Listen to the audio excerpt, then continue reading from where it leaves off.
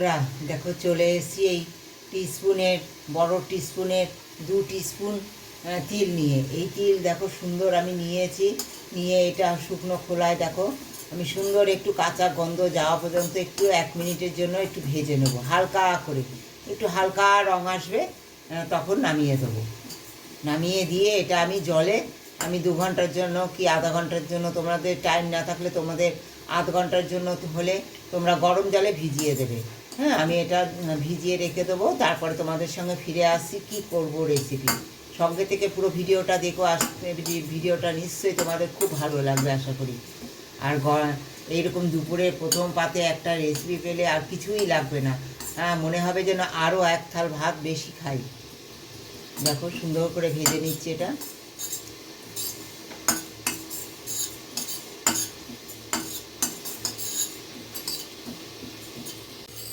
ঠিক এরকম কালার আসবে, হালকা লালচে। হ্যাঁ, এবার নামিয়ে দেবো আমি। দেখো এবার এটা নামিয়ে দেবো আমি বাটিতে, দিয়ে আমি ভিজিয়ে দেবো।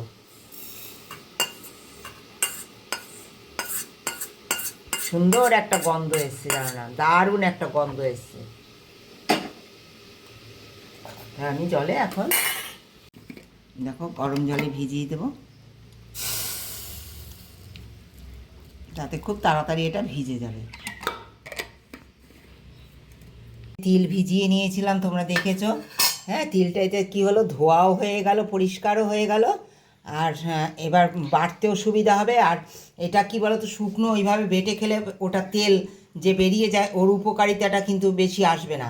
এইভাবে ভিজিয়ে খেলে যে উপকারটা তোমরা পাবে, শুকনো বেটে খেলে সেই উপকারটা কিন্তু পাবে না একদম। যেমন বাদাম ভিজিয়ে খেলে পরে যে উপকারটা পাওয়া যায়, বাদাম শুকনো খেলে সেই উপকারটা কখনো পাওয়া যায় না, কারণ আমাদের শরীরে তেলটা অ্যাবজর্ব হবে এতে। আর এতে আমাদের সম্পূর্ণ যে দুধের উপকারিতাটা, সেটা তাতে আমরা সেইটাই পাবো সম্পূর্ণ এইভাবে ভিজিয়ে খেলে। দেখো তিলটা সুন্দর করে বেটে নেবো।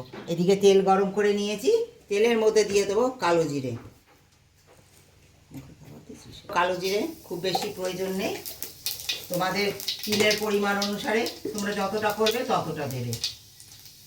একটা কাঁচা লঙ্কা দিলাম, একটা শুকনো লঙ্কা দিলাম।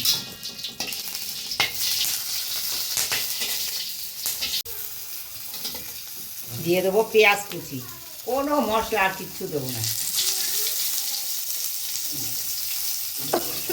পরিমাণ মতো, তাতে কি হবে, লবণটা রান্নাও হয়ে যাবে আর পেঁয়াজগুলো খুব তাড়াতাড়ি নরম হয়ে যাবে।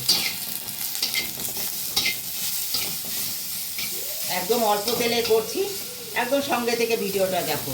হ্যাঁ, এরকম একটা ভর্তা যদি প্রথম পাতে থাকে না, মনে হবে যেন আরও একটু বেশি ভাত নেই। 1 থাল ভাত এতেই শেষ হয়ে যাবে, এত সুস্বাদু লাগবে খেতে। এইভাবে একবার করে দেখো, সম্পূর্ণ ক্যালসিয়ামটা পাওয়ার জন্য। দেখো একটু হলুদ দিলাম অল্প, তোমরা লঙ্কার গুঁড়ো যা খুশি তোমরা দিতে পারো, ঝালটা আরও বেশি পরিমাণ তোমরা দিতে পারো। আমাদের বাড়িতে বাচ্চা আছে, বাচ্চাও একটু মুখে দেয়, সেই কারণে আমরা একটু ঝালটা কম দিই। তোমাদের স্বাদ অনুসারে তোমাদের ঝাল যতটা যে খেতে পছন্দ করো, ইচ্ছে করে ততটাই সে ঝাল দেবে। হালকা করে ভেজে নিচ্ছি, সিদ্ধ করে নিয়েছি সেই আলুটা এরকম দিয়ে দেবো। এরকম খুঁতি দিয়ে একটু ভেজে নিলেই হবে, খুব বেশি ম্যাশ করো না, তাহলে কী বলো তো একটা অন্যরকম। আর তিলটা যে বেটে নিচ্ছি না, একদম দেখো মিক্সচারে দিলে কি হবে বলো তো, একদম মিহি স্মুথ মিহি হয়ে যাবে, তাতে টেস্টটা অন্যরকম লাগবে। দেখো ঠিক একটু এরকমভাবে বেটে নেবে তোমরা, মিক্সচারে করলেও সেটা করবে, তাতে খেতেও ভালো লাগবে, দারুণ স্বাদের তৈরি হবে। দেখো এই আলুর মধ্যে এটাও দিয়ে দিলাম, তিল বাটাটা।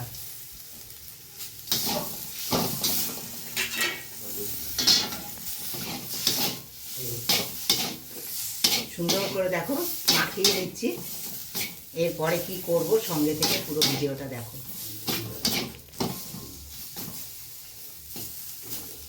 ভর্তা সুন্দর নামিয়ে নিচ্ছি, এবার সুন্দর সব কিছু দিয়ে মাখিয়ে নিয়েছি, তোমরা দেখেছো।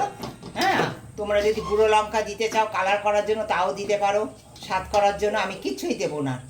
কিন্তু এত স্বাদের আর এত মানে সুস্বাদু একটা খাবার হবে আর ভিটামিনে পরিপূর্ণ হবে তা বলার নেই। দারুণ লাগবে খেতে, দারুণ, একবার খেয়ে দেখো।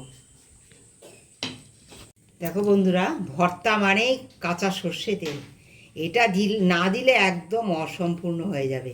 এই সার্ভ করার আগে দিয়ে দেবে কাঁচা সর্ষে তেল, দারুণ স্বাদের তৈরি হয়ে যাবে। কেমন লেগেছে আমার এই তিল ভর্তা রেসিপিটা একটা কমেন্ট দিয়ে জানিও। যারা ভালোবাসা দিয়ে পুরো ভিডিওটা আমার সঙ্গে ছিলে তাদেরকে অনেক ধন্যবাদ, অনেক ভালোবাসা আমার তরফ থেকে।